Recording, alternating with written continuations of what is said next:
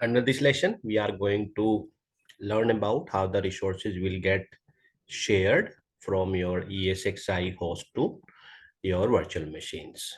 All right. So we are going to teach here how actually the difference and how actually the resource being shared to the virtual machines from your ESXi host by using the virtualization layer. Okay, that's primarily because again ESXi is nothing just a software kind of your operating system, but it's not actually. The behavior is a bit different because in the market there is different softwares are available for different purposes, right? But VMware vSphere is primarily the software is made for virtualization purpose. All right. So what you need to do is under your physical box, I would say this is your physical box. It could be again from different vendors. Okay. That could be Dell, that could be HP, that could be Lenovo, Intel, whatever, the customer have availability. So on the top of ESX, on the top of this physical host, we are going to install the ESXi. Okay. We are going to install the ESXi. And probably you are aware each operating system have its kernel module, right? What is the function of kernel module? That's taking care of the core functions, right, of your operating system. Same way, VMware vSphere have its kernel module, and that kernel module got interacted with your virtual machines. In case of this virtual machine have any demand from, see, this hypervisor does not have any business what operating system you are running with, what application you are running with. Okay, but this interact with your virtual machine for hardware, any kind of hardware requirement, and it do monitor all kind of virtual hardwares being used by your virtual machine. It could be your CPU, it could be your memory, it could be your storage, network. Okay, so that's the responsibility of ESXi VMware vSphere VM kernel, is to provide you the required resources. Okay, only the condition is there should be ample amount of resources available to the underlying physical host. Okay, so all these resources being shared between all these virtual machines. This is physical CPU, and what your virtualization software, I mean ESXi, is doing it. It's have the capability under this VM kernel and under this software that's converting into the virtual CPU and presenting in the form of virtual CPU to your virtual machines and sharing the common underlying physical CPU to the multiple virtual machine in the form of software. When I say software, it is the virtual CPU, correct? Same way for memory, same way for this, same way for network. Okay. So now let us go the one by one when I say physical component into software component and provide the many solution for IT problems. So if we'll compare with physical, this is my physical server. Okay. Under a physical server where we have put some of the operating system, it could be your Windows, Linux or XYZ. So in case, let us suppose we have another physical server. So that another physical server will have its dedicated resources, right? But there is no possibility of sharing these resources with each other. Have you ever seen, like if you are taking two laptops, for example, can you share their resources with each other? No, hardware resources I'm talking about, correct? But when this virtual architecture comes in picture, I do have a physical server where I have installed ESXi as an hypervisor. This ESXi hypervisor have the capability of converting these physical resources into virtual and assigned to your virtual machines. correct? This virtual machine, this is memory, this is memory. Again, this hard disk is being created here, here, here, same way for your network as well. Okay. So, well, this picture is describing the same thing. What we have I'm just describing to you guys. Probably you could see there is separate line for CPU, and this is being assigned in a form of virtual here, here, here. Same way for the memory. So again, if you'll see this dotted line here, here, this is for memory. This is for your hard disk drive, and the last one is for your network interface cards. Okay. So, okay, for this virtual machine, yeah, this is the network interface card. Okay.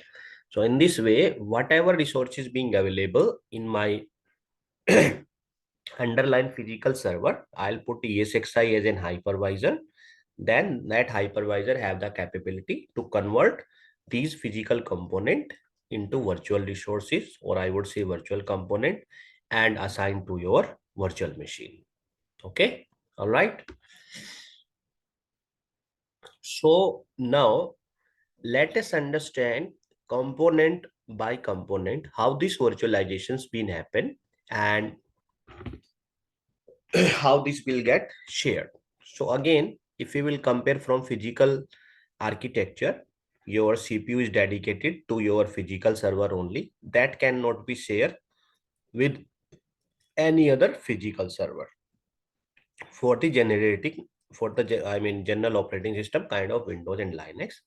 But here, if we will use the underlying software as an ESXi hypervisor, that have the capability to provide of underlying physical CPU to the virtual machine in the form of virtual CPU. Okay. So each of the virtual machine we are going to create here, they will get the virtual CPU in a form of virtual. Okay. That's we called as an virtual CPU. Okay. So now question is arise, how much virtual CPU can be split to upper side, and is there any limit again to create the virtual CPU or to create the number of VMs? Yes, definitely there is some limits being defined to assign the virtual CPU. So each of the physical hypervisor host we use normally.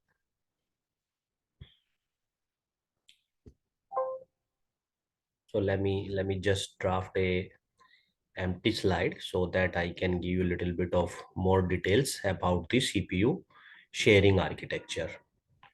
So we were here. Let me just create a new empty slide.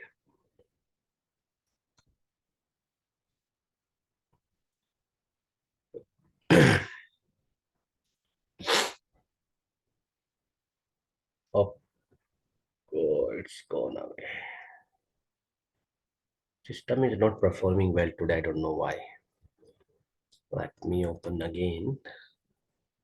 We are here.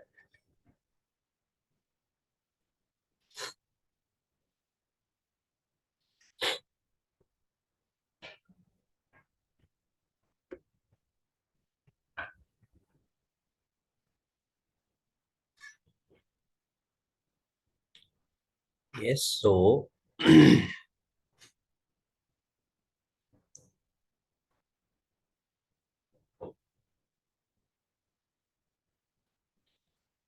okay, that's fine in any way. So let me just give you more details about the CPU virtualization. So when we say CPU virtualization, it means that my underlying ESXi host, this is my underlying ESXi host, it can have the number of CPU sockets. Okay. So this could be socket 1, this could be socket 2, and further these socket can have number of cores. That's we call as an CPU core. Probably you guys have heard about dual core, octa core, 24 core, 36 core, correct? So for this ESXi host, I would say it have two socket with each with each socket with 4 core. In this environment, we have totally 8 core. Okay.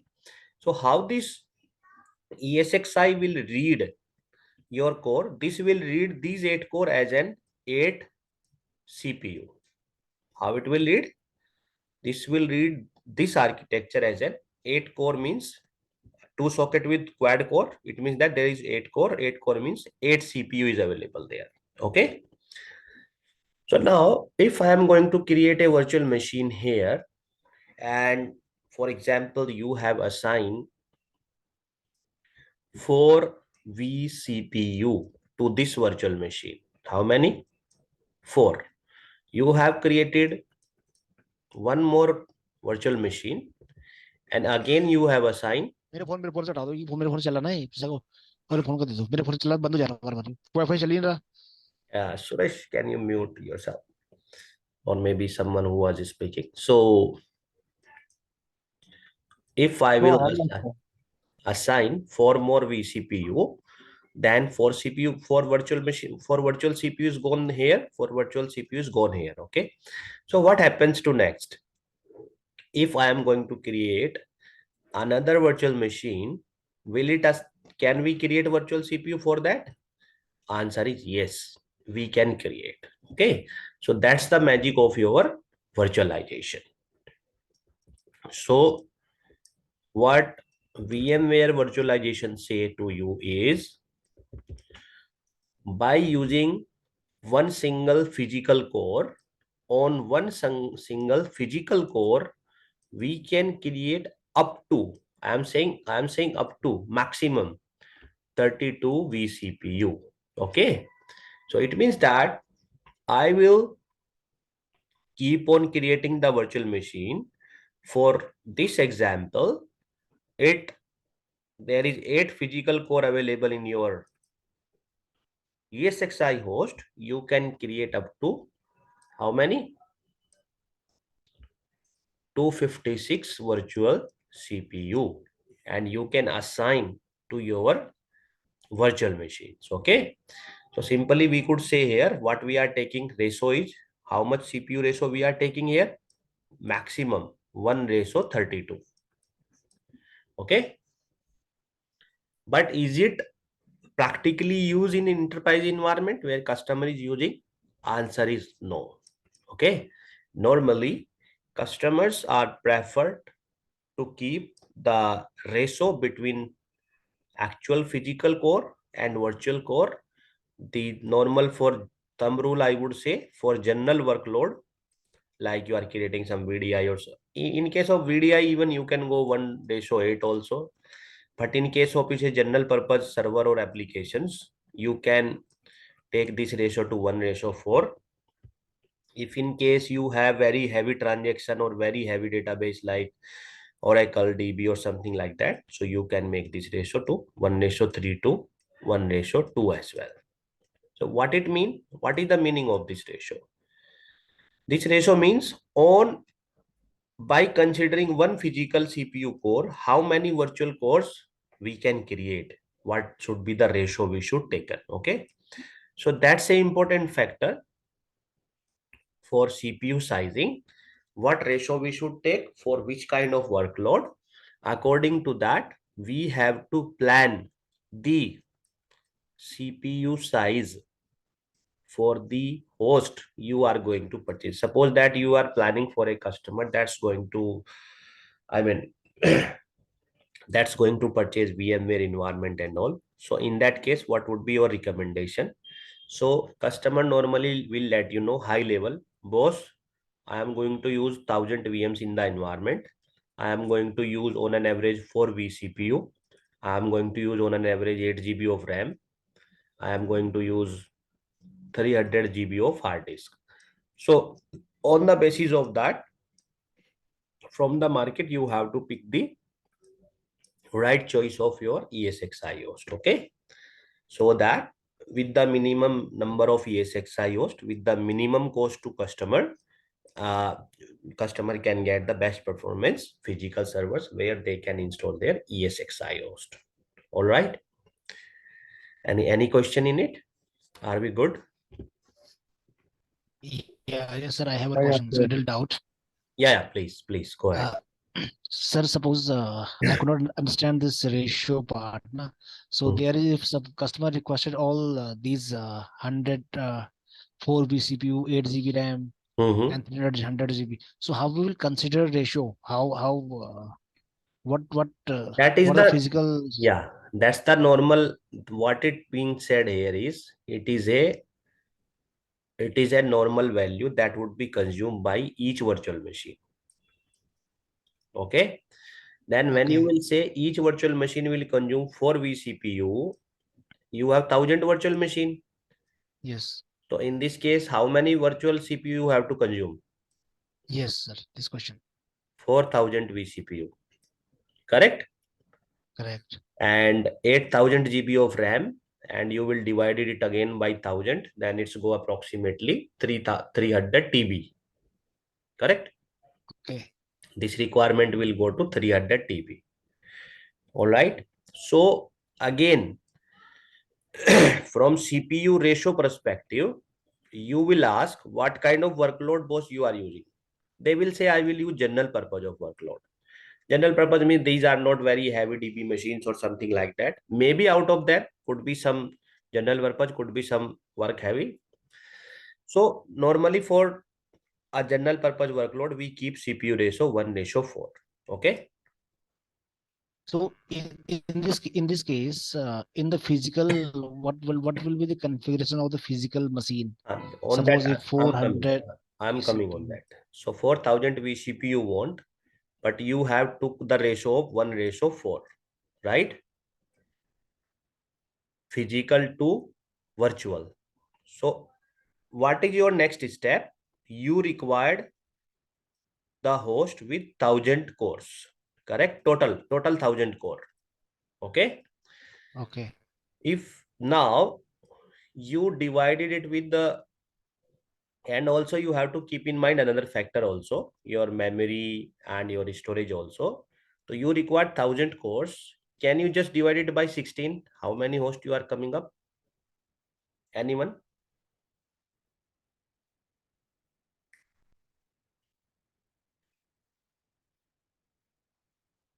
uh, if I would say 16 host, it means that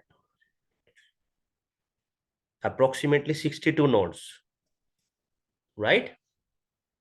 How many? T2 Right. node. है ना? 62 we are coming up with the CPU perspective. So how will take like, okay, just consider it 64 core. Okay, 64 core. So I will come on the decision if I am dividing with the number. So per host I am getting 64 core, right? And 64 core hosts are easily available in the market. Correct? So when you will go to purchase 16 nodes for per host, you will get 64 CPU, right? 64 core. So 64 core could be like that, 4 socket, each with 16 core. Okay, each will be 16 core. In this way, you can achieve the 64 core processor very easily. All right. So that is something we need to do some mathematics in that part. So for this requirement, I would recommend go ahead and purchase the 16 nodes and each node with this. But if you'll say, sir, these are the very CPU heavy density, I don't want 64 core, then 32, 32.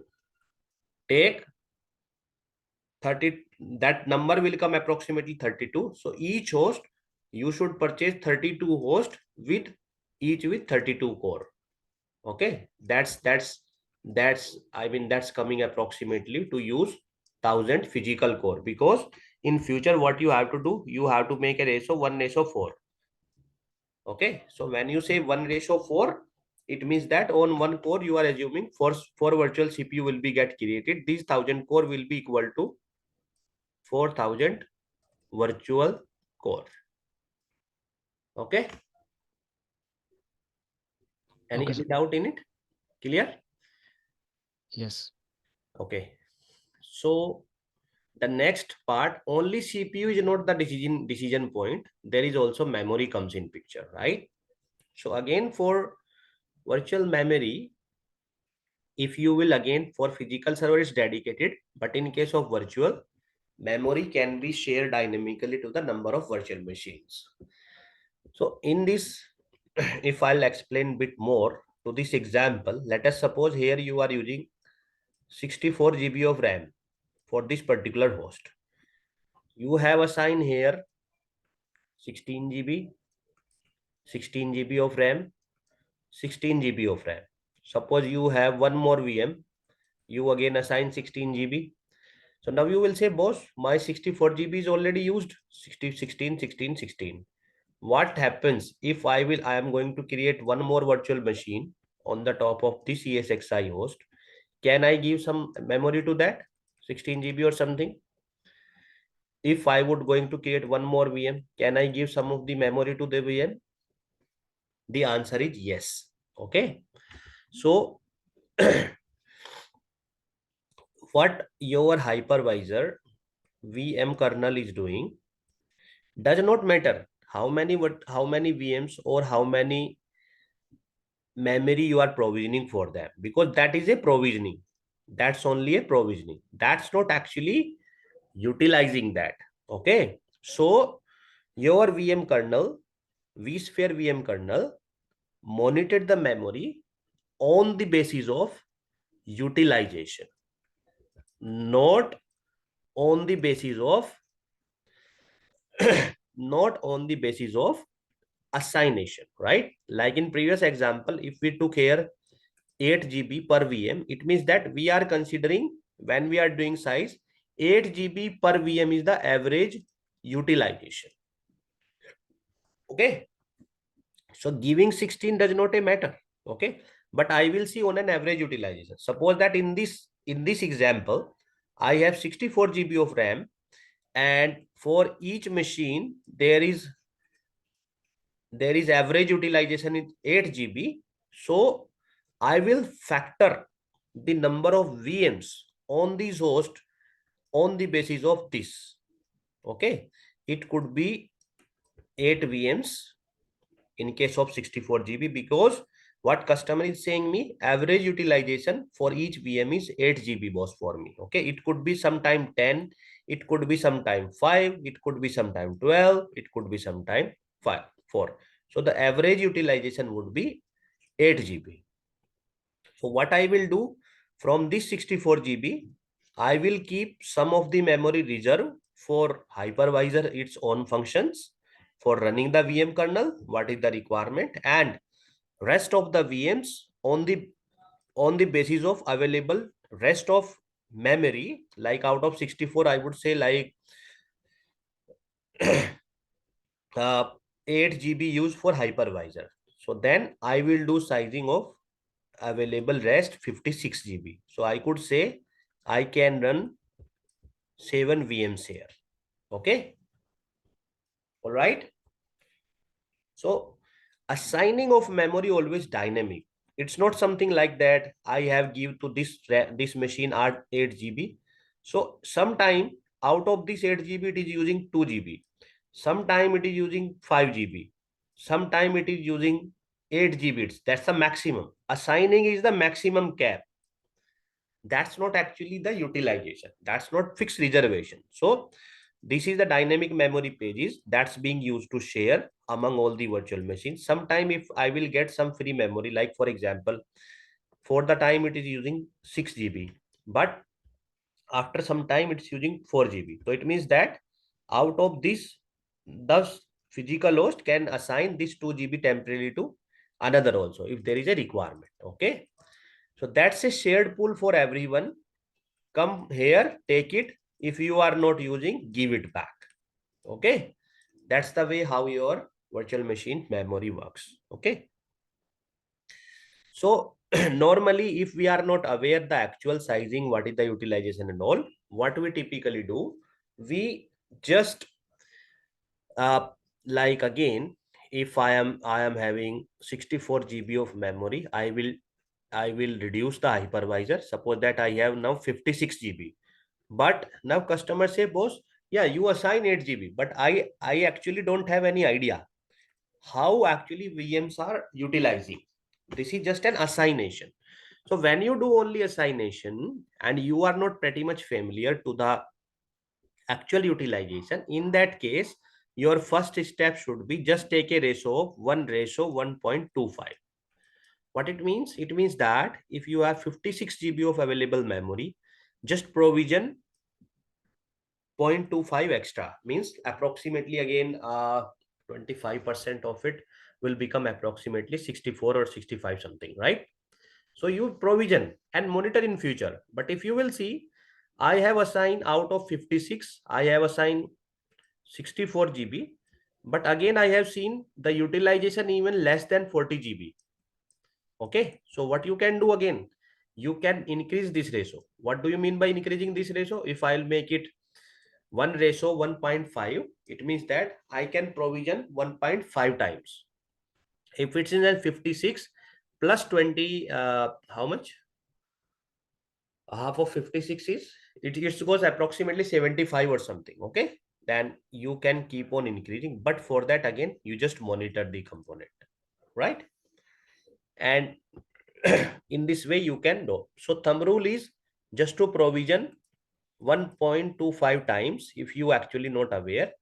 Keep on monitoring for a month time. If you feel I have provision out of 56 GB, I have provision approximately 65 GB or something, but still my actual utilization is very less, even 50% what I have assigned. Okay, then you can increase this ratio to 1.1 to 1.5. Okay, that's normally in technical language we say memory overhead. So what we are doing, memory overhead or CPU overhead is the CPU ratio we are considering, and memory overhead we are considering to assigning the memory. It is 0.25 times more, or it is 50% more, it is 75% more, right? So in this way, we do factor the actual virtual machine memory will get shared to virtual machine, and we do factor the sizing for memory. Any question in it? Yes, Sir, no? yeah, I have one question. Yes, yes, please. Uh, Basically two. Yeah, yeah. So, like in storage, like we have, like when we assign any disk for storage, there is an option called thin provision, thick provision. I will So come it on means that. Ask whenever the we are question. assigning No, no, no. any, like any resource, there I is a will thick come on provision. that, Pramod. I'll Okay. come on storage section. No, First, no, no. I'm not asking a storage question. I'm asking kind of that okay. Yeah, while yeah. assigning a memory, Hmm. so there is no thumb rule that while assign a 8 GB memory, so VM will Absolutely. That's what type I 8 GB. told you in beginning. How much you are provisioning does not matter. Memory sizing always being done on the basis of utilization.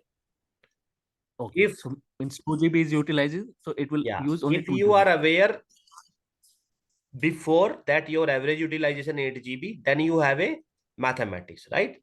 But if you are not aware actually what's going to be utilized, then what I say is ye just provision 1:1.25, 25% of more.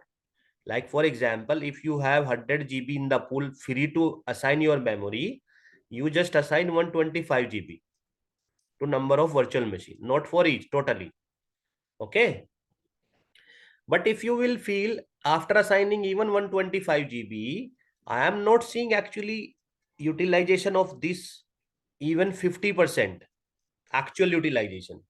Then you can go this ratio to 100 to 150 GB. So what you did it, you actually make it 50% more, right? So that is something you have to monitor for a month time. Then you can say to customer, hey, Mr. Customer, your host is under provisioned. Under means you have sufficient memory. You come ahead and make some more VMs, or maybe you have the still choice to increase the memory of existing virtual machines. Did that answer your question? Yes, sir. And the same formula will apply for the case of multiple ESXi host and clusters environment. Yeah, that's the basic rule, lah. That you are not going to size only one ESXi host, boss. So that's a basic thing, right? Then you will factor it for overall environment. I just give you one example. Okay. Right, right. So hey, even in this example, you can take 2 hosts, 3 hosts, 5 hosts, does not matter, right? This is just an example. I can make bigger this example. How? You would say, I am going to provision 1000 VMs, 8 each with 8 GB. Then how much memory? 8000, na? And you know very well, we cannot provision this type of memory only on, yeah, 8 TB I can provision, because now size is very much better, right? But normally people don't prefer to this, okay? We take the smaller size of the ESXi host. The same formula will apply to the group of host as well. Correct? Sure, sir. Okay, cool. Well, then your GPU virtualization, GPU is called your graphic processor unit, and GPU normally come in form of your NVIDIA or AMD. These are the company which providing you the GPU card. Normally, GPU card being used the places where we are using the application which required high graphics, like gaming applications and all. So again, my virtual machine, under the virtual machine, which we are using for graphics, high graphics application purpose, we can assign GPU as well. Along with CPU, we can assign GPU also, but that is a virtual GPU. Okay. So yes, you can configure VM up to 4 vGPU per device. Okay. How many? 4 vGPU per device. This is along with your CPU, right? CPU will be there available already, but yeah, if in case you require to assign the GPU, so VMware vSphere support GPU virtualization as well. Then if we will see how my storage will get virtualized, okay?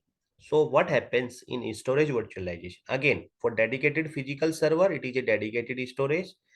But in case of we are using our ESXi host as an hypervisor, they will have their underlying physical storage.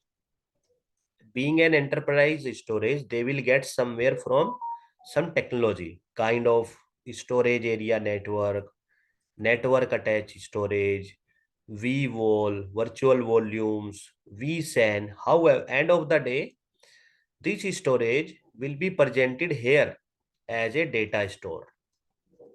And whenever we will use the vSphere environment, this pool of storage, this bunch of storage is called data storage, and data store, sorry. This data store will be shared among all the ESXi hosts that we are going to use for your vSphere clustering environment, for overall vSphere environment. Okay. So this is the actual storage presenting here to your ESXi host. There could be any background. It could be SAN, it could be NAS, it could be vWall, it could be vSAN. We will talk details in storage section for all of these.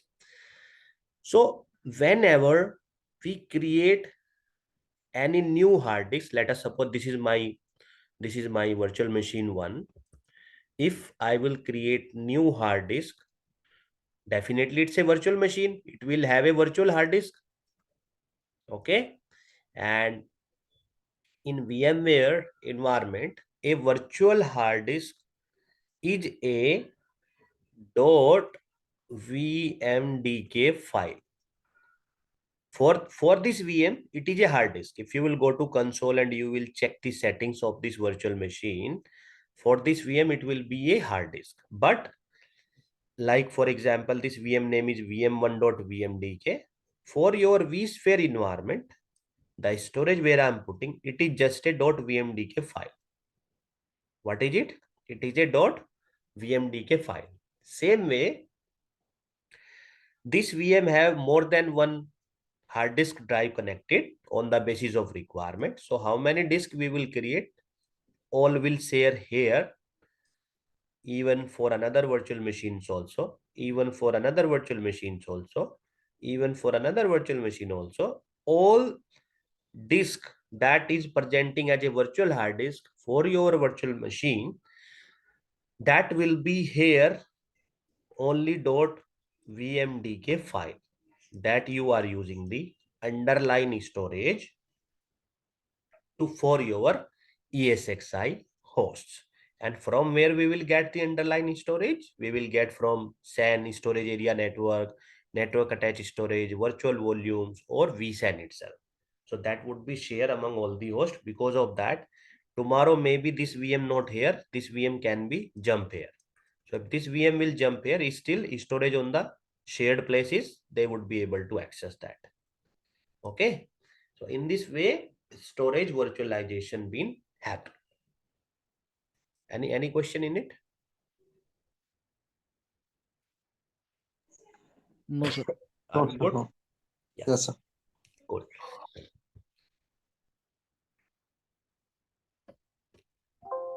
Okay, I don't want to save anything on the top of slide. Storage we did. What is remaining? Did we miss something? Yes, we missed something here. Yeah, we missed this part. Network virtualization, right? We talked about CPU, we talked about memory, we talked about storage, then how network virtualization happens in VMware environment. Well, again, when we are using a physical server, that will have its network cards assigned in it. In your, probably you have seen in your laptop also, laptop, desktop, there is some LAN card, right? LAN card we referred as a network interface card also. And if we are using any kind of physical server, desktop or network, either we have to connect through wired network, we have to connect some network switches. Okay, where we have to connect them in some network switches. But in case of virtual infrastructure, my physical server where we have installed the ESXi host, that will create a virtual network switch inside the hypervisor itself. So all my virtual machine will have virtual interface card that we say at VNIC, virtual NIC, virtual NIC. So all is virtual, all is software defined, nothing is touchable. Okay. If you see like I need a cable, no, nothing. You don't need a cable. You will just make a connectivity to the available virtual port. Available virtual port to your virtual switch, virtual network switching that is available within your ESXi hypervisor. Okay. So now how those VMs will talk to outsider world, maybe some physical server, maybe some another virtual machine hosted on another ESXi host. So for that, this virtual switch map to actual physical NIC to your ESXi host, and that is physical niche presentation, and that physical NIC somewhere will be connected to the actual physical network switch. All right. So that's the way how the networks convert from physical to virtual for the networking environment, right? So let me draft a one more picture for you here.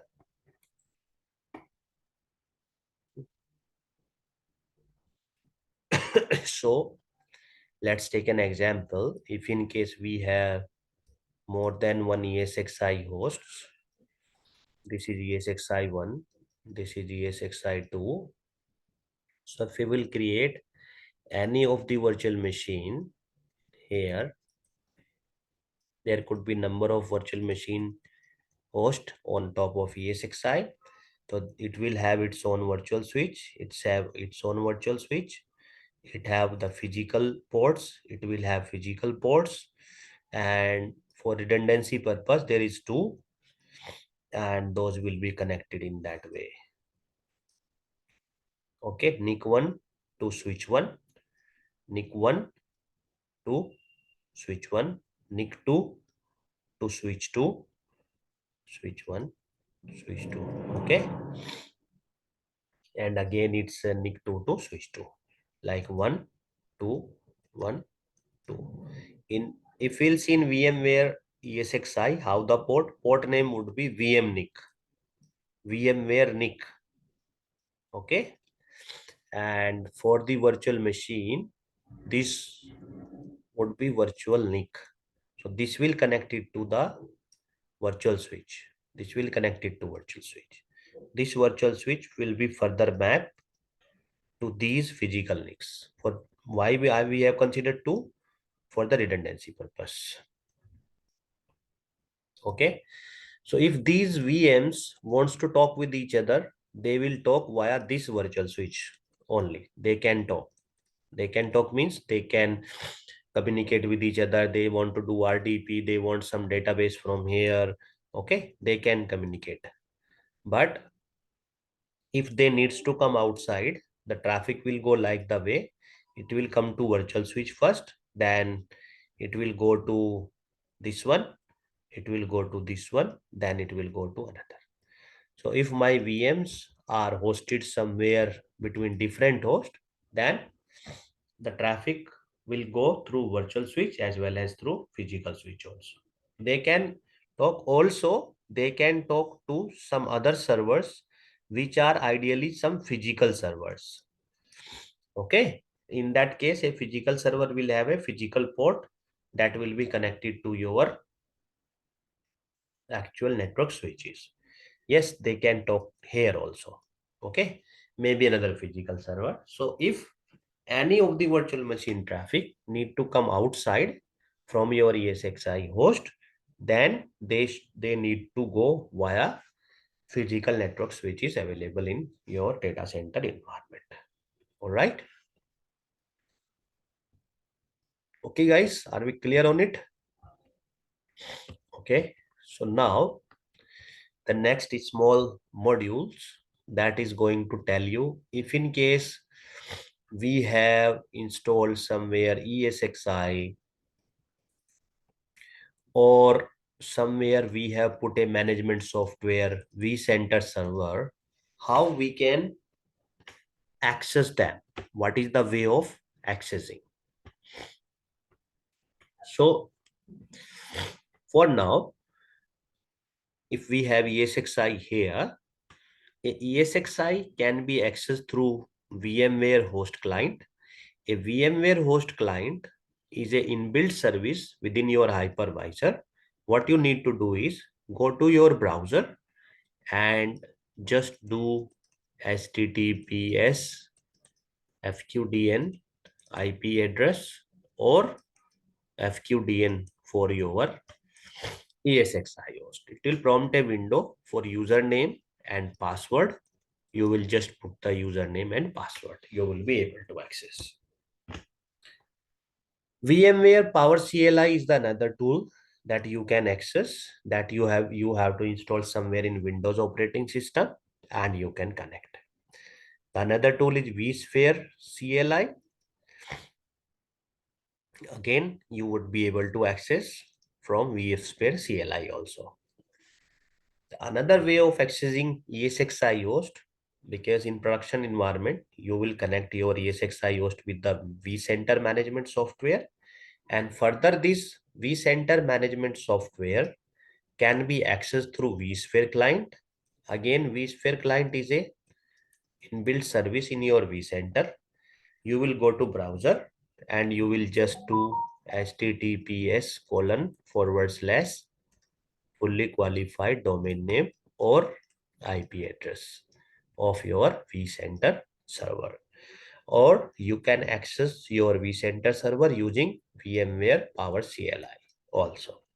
So how you will access it? For that, for all that, you need an desktop or laptop somewhere which can talk to your devices over the network. And I say over the network, they can call with each other. If you'll do ping, an IP address, required port number should be turned on. Okay.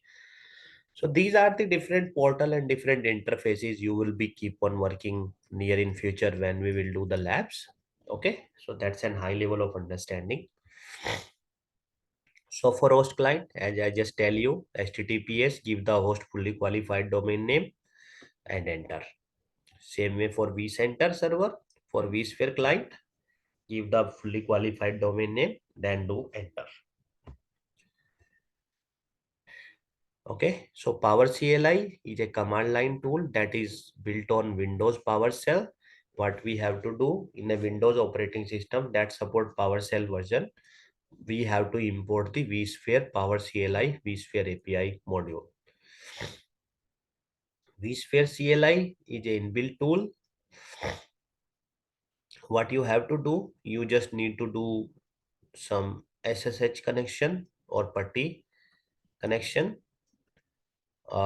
You can access through, I mean, ESXi could be accessed through SSH and putty along with your vSphere CLI as well.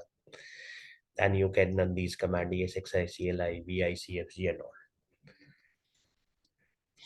Okay, so how will access it?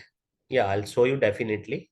I will walk through you tomorrow how you will access it and how you will be familiar with this. The next lesson is overview of ESXi that we are going to talk tomorrow. All right. So yeah, that's the purpose of today's session that we have completed. Okay, we will not take too much in beginning days. Okay, tomorrow we will talk about ESXi and vCenter servers. Okay, Okay, sir. would be our tomorrow's module. Sure, Hope sir. there is today's session is good. If you still you have any question, you please let me know. Are we fine? Yes, sir. Sir, no question regarding to relation. So I have a one question in future for future perspective. So in future we will learn about the HA, how HA works, how Yeah. snapshot work. In very much detail. In, Don't okay, worry sir. about. Don't Okay, sir. worry about that. In very much detail. Okay. Okay, So sir. we have big list of lesson here. vSphere high availability, DRS, how it works, what is the possibility, network detail, virtual machine details, lot of things. Everything is covered. Everything will be covered. Don't worry about that. Okay, sir. Thank you. Yeah. Okay, guys. Then have a good day ahead, and I will share the recording with you guys. And yeah, please go through with the videos as well. Sure. Thank you, sir. Okay, sir. Thank you. Thank you. And tomorrow we'll connect at the same time. Okay.